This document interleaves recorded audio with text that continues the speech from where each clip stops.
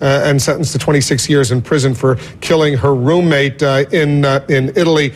The individual who's already been convicted and serving a 30-year sentence, the African who was visiting, living in Italy at the time, but didn't he testify against Amanda Knox? Well, interestingly, I read his testimony in Italian, which was the testimony he gave maybe a month after being imprisoned.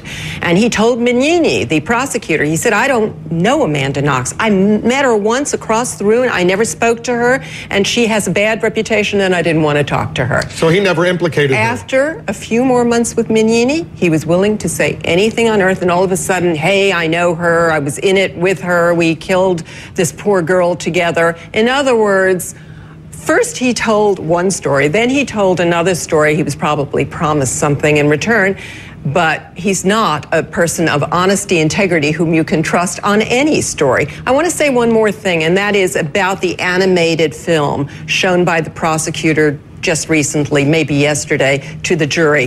The prosecutor had an animated version of Amanda killing her roommate. So they would show this totally trumped up animated movie that the prosecutor made to the jurors and then showed the dead body of the roommate at the very end, the massacred, bloody body. So, I mean, this is the kind of stuff you would not be allowed to show in an American courtroom during the summation, this invented scenario. All right, hold on a second, because we just got a statement in from Amanda Knox's family, and let me read it to our viewers as we're watching these pictures coming in from Italy. We are extremely disappointed in the verdict rendered today against our daughter. While we always knew this was a possibility, we find it difficult to accept this verdict when we know that she is innocent and that the prosecution has failed to explain why there was no evidence of Amanda in the room where Meredith was so horribly and tragically murdered. It appears clear to us that the attacks on Amanda's character in much of the media and by the prosecution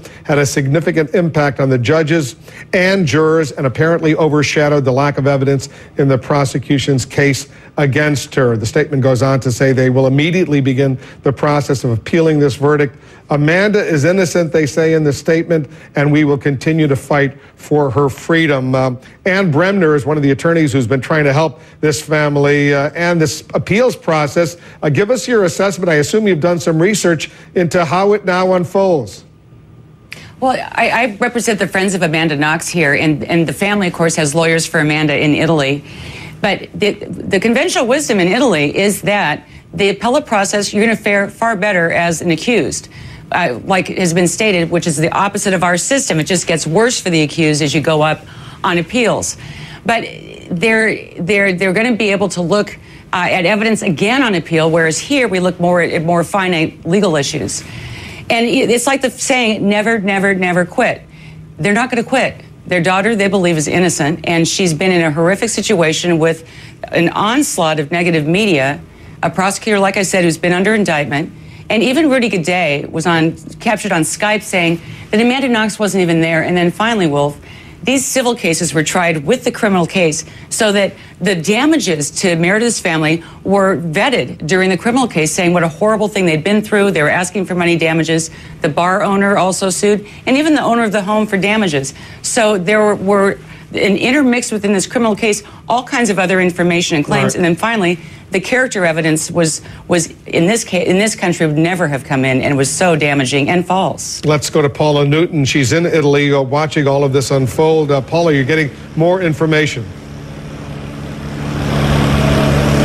Well, reactions really coming in. The prosecution really saying that they had been confident all along. But again, Wolf, we brought up a lot of different issues on both sides of the coin. Again, not to forget the family of Meredith Kircher, who we believe will at least release a statement. They do believe justice has been served here, Wolf. And what has been so interesting throughout this case has been to see the way the influence of Meredith Kircher's friends, who observed Amanda Knox in the hours and days after, the influence that they've had not just on this case, but on Meredith Kircher's family, and how they came to suspect that Amanda Knox and her former boyfriend had anything to do with this.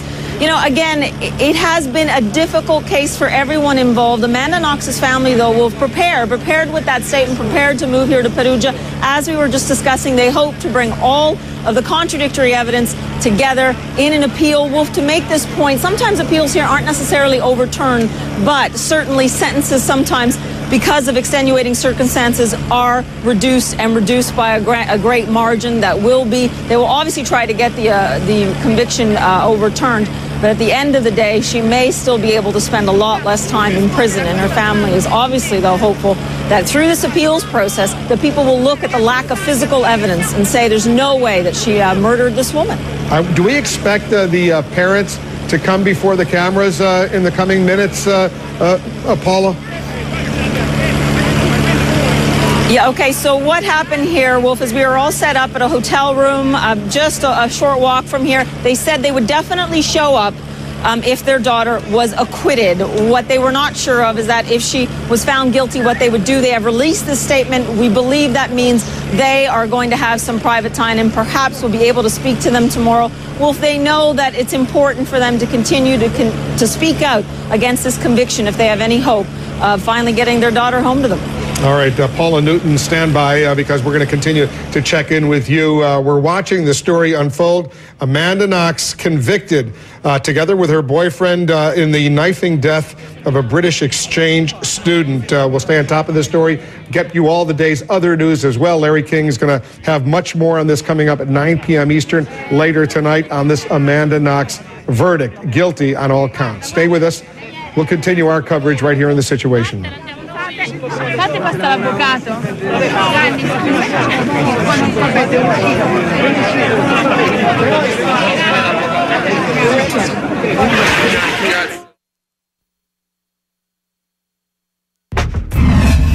Amanda Knox convicted in that murder trial in Italy. The 22-year-old sentenced to 26 years in prison. Let's go back to Paula Newton. She's outside the courtroom where it's still pretty tumultuous. We see over there. We're getting lots of reaction. Paula, what's the latest? Absolutely. Meredith Kircher's family saying that they do believe this is a just verdict. Their family lawyer saying that they will go on the record tomorrow morning, but they're saying that they do this with an absence of malice, recognizing, of course, the tender ages of everyone involved. At the same time, though, they do believe that the people that murdered their daughter have been brought to justice. Wolf, also very sad, Deanna Knox, who is Amanda Knox's sister, passed by in front of me. She looked completely shell-shocked and was led away. We tried to get her to come over to get some of her reaction, but of course you can imagine what she's going through right now. She's spoken out quite passionately about the fact that she still believes that her sister is innocent and how deeply she believes that. Wolf? And the family, they say they're going to stay there for the time being, maybe for a long time, maybe for years, as long as their daughter is in jail, this appeals process goes forward. Absolutely. They told me that a few weeks ago when I was speaking to them. They are finding an apartment here in Perugia, and they continue to press this case. And this is the point. While they were hoping for the best, Wolf, in this town, people had said they were expecting a guilty verdict. The Knox family prepared for that guilty verdict tonight. All right, we're going to check back with you, Paula. Thanks very much. We're getting some new information that we're checking out right now. We'll get it to you shortly on